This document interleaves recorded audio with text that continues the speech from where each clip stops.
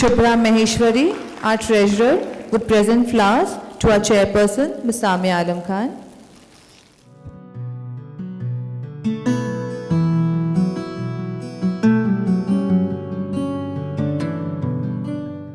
Dear past chairpersons, governing board members, our guest of honor, Ms. VInita Bali, and my dear fellow members.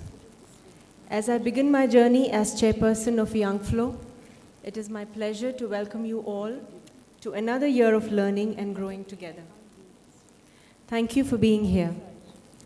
I would like to once again thank the outgoing teams of Young FICCI for the wonderful work done. I have promised you that our programs for the year will be focused on maximum learning, interactive leadership lessons and skill development with experts, thought leaders, and achievers. Today is just the beginning in this journey of learning, life and leadership lessons from the best possible in the country. When Ms. Bali agreed to come to Hyderabad to address Young FICCI, not only was I excited and happy, but also felt very humbled. Ma'am, thank you very much for agreeing to address us today, in spite of your extremely busy schedule. Ladies, it is my honor to introduce our esteemed speaker, Ms. VInita Bali, one of the most successful, influential, dynamic, and globally acclaimed leader. Ms. Bali has led many large companies to metamorphic success, including global giants like Coca-Cola, Cadbury Schweppes, and Britannia Industries in a variety of management roles. She's a visionary who has risen from management positions to the boardroom of various organizations. She's known to be gentle, sensitive, and a thought-provoking leader that many women would love to emulate. I know I would definitely like to. At Britannia, Ms. Bali brought new focus and direction to the company with a clear strategic vision propelled by research and innovation towards better health and nutrition, pioneering the initiative towards eradication of malnutrition in India. Thanks to her, Britannia's work in this area is recognized globally. Ms. Bali was invited to lead the Scaling Up Nutrition Sun initiative of the United Nations to help improve maternal and child health. What an honor that is for the country too. Given her struggle and rise to be among the top echelons, it was most apt for us to request her to guide us on leadership lessons in both boardroom and life. Before I close, I would like to share that nationally, our organization had started the We initiatives focusing on skill development. Hyderabad has taken up We in Transport, wherein women are trained as. So it's great to be here. Thank you very much, Samia, for giving me the opportunity to spend at least the next hour or so with all of you. When Samia first called me up and said that she had just taken over as the chairperson and this is what the event was, it took me no time to say yes to her. Primarily because I do believe that I think the time has come for women to actually do what they want to do. And if you choose to have a career, you must have all the opportunities to have a career. And if you choose to not have a career, that also is fine. Not just to our immediate families, but also to communities and societies. That is why we are here. And any contribution that we make is a significant contribution.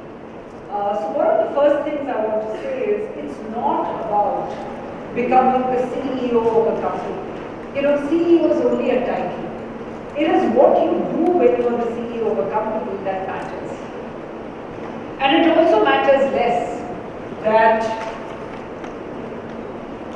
you don't have a title and you still end up doing some great work. It's someone that not just India but the world recognizes. And he was a man who had no title. He was a man who was not awarded anything during his lifetime or posthumously. And yet, he is considered to be the greatest leader of all modern times. A lot of times people ask me, when I planned my career, and my honest answer is no. I made choices, sometimes very unconventional choices, but I did what I wanted to do.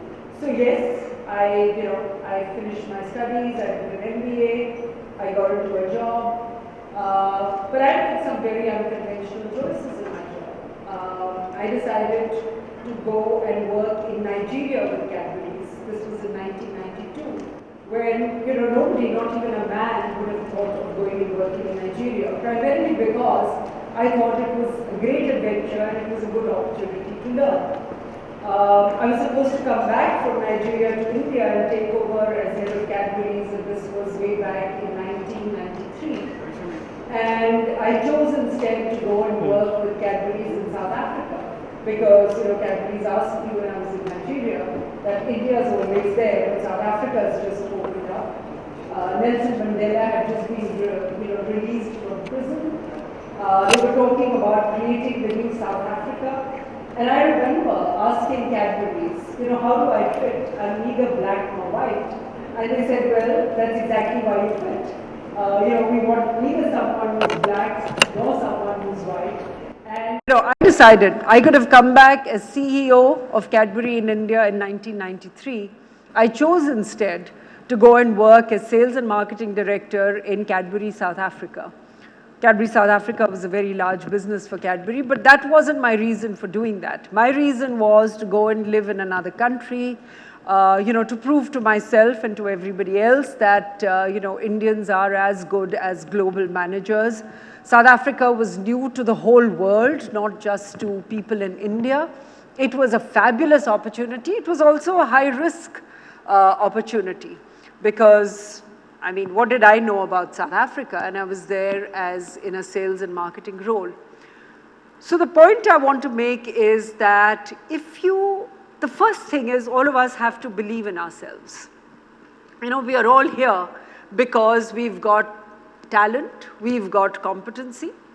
And if together with that talent and competency, you have a great attitude, which is to say that I'm doing it because I want to, and I'm going to work hard at what I'm doing to create whatever degree of success is possible. Then you begin to find that, things actually become quite simple and quite easy. A lot of the times we put a lot of expectation on ourselves and, we don't want to fail. And which is also very quizzical for me because, when you think of life outside the corporate world, the greatest of the greatest fail. Roger Federer doesn't win every match he plays. Sachin Tendulkar never goes and hits a century every time he goes and plays in a match. He's out for a duck and then he hits a double century. But somehow in the corporate world, it is expected that whatever you do, you're going to succeed. And I think that puts a lot of unnecessary pressure on us. You're all entrepreneurs. I can tell you, I've not been an entrepreneur like that, but I've been very entrepreneurial in my professional career. We've launched a lot of products. A lot of them have succeeded. A lot of them have failed.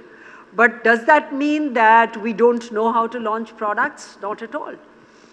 So the first point I said is that you've got to believe in yourself. The second thing I want to say to you is you've got to be very clear what you enjoy doing. Don't do something because someone else is doing it. Do something because you want to do it.